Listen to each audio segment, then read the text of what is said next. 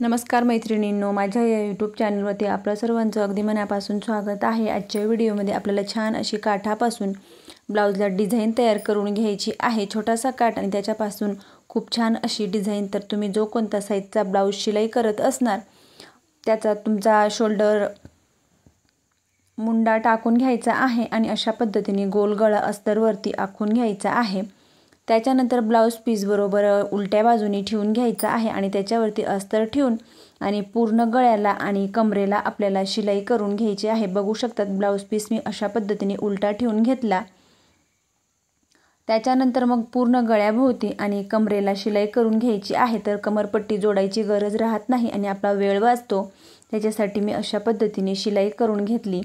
त्याच्यानंतर मग गळ्याकडचा जो काही गोल भाग आहे तो पूर्ण आपल्याला कट करून घ्यायचा आहे आणि छोटे छोटे आपल्याला कट मारून घ्यायचे आहे, जेणेकरून अस्तर आपण पलटवू तर खूप छान असा पलटवला जातो।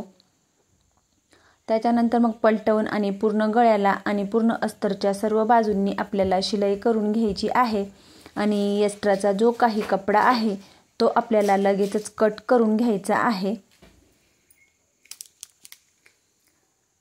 तर एका हाताने अस्तर आपल्याला छान प्रेस करून घ्यायचा आहे, कारण आतमध्ये काही चुन्या वगैरे होणार नाही ही काळजी घेत एक हात आपल्याला अस्तरवरती ठेवायचा आहे आणि एकसारखी बरोबर शिलाई करून घ्यायची।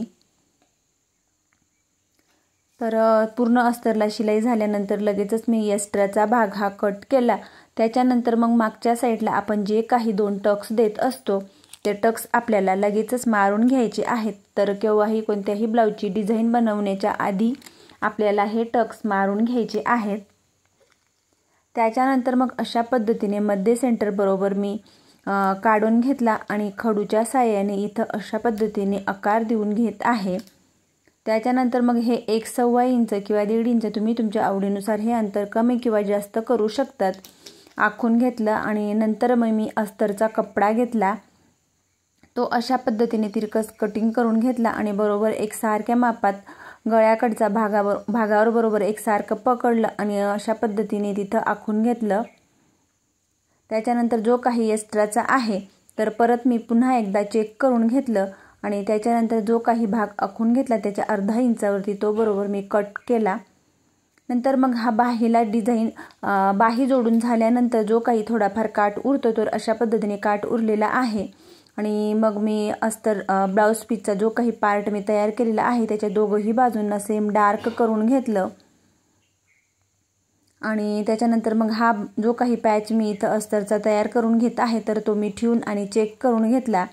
त्याच्यानंतर तो बरोबर दोघही बाजूंना आपल्याला डार्क करून घ्यायचा आहे, जेणेकरून दोघही बाजूंचं अंतर हे सेम येईल।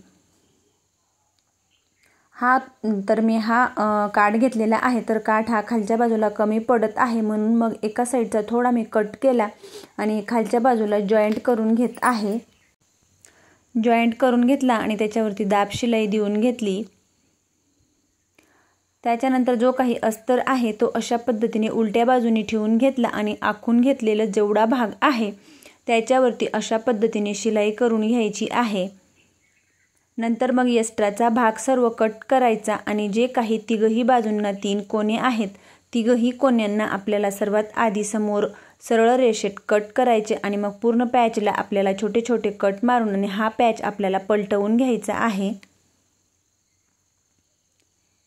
तर बघू शकतात अशा पद्धतीने पलटवून घेतला, सर्व कोने हे बरोबर बाहेरच्या बाजूला काढून घेतले आणि जो काही मध्य सेंटर आहे तो चेक करून घेत आहे।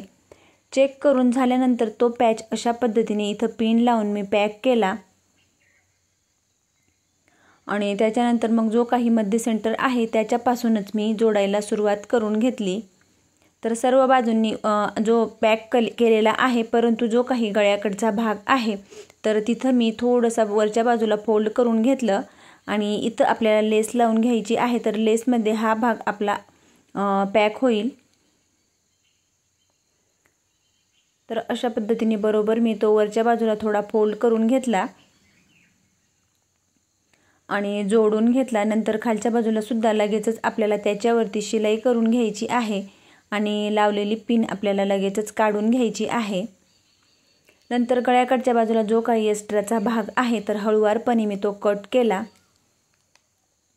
नंतर मग आपल्याला इथं लेस लावून घ्यायची आहे। तर सर्वात आधी जो काही पॅच लावून घेतलेला आहे त्याच्यावरती मी ही लेस आधी लावून घेत आहे। तर इथं तुम्ही तुमच्या आवडीनुसार जाड किंवा बारीक लेसचा वापर करू शकतात। तर लेस जाड असो किंवा बारीक असो, परंतु आपल्याला तिच्यावरती डबल शिलाई ही मारून घेत जायची आहे, कारण कोणत्याही लेसवरती आपल्याला डबल शिलाई मारायची आहे, जेणेकरून लेस ही उचकली जाणार नाही। तर मी ते डबल शिलाई मारत असताना ते मी स्किप केलेला आहे। त्याच्यानंतर मग जो काही गोलगळा आहे त्याला सुद्धा मी लगेचच इथं शिलाई करून लेस लावून घेत आहे।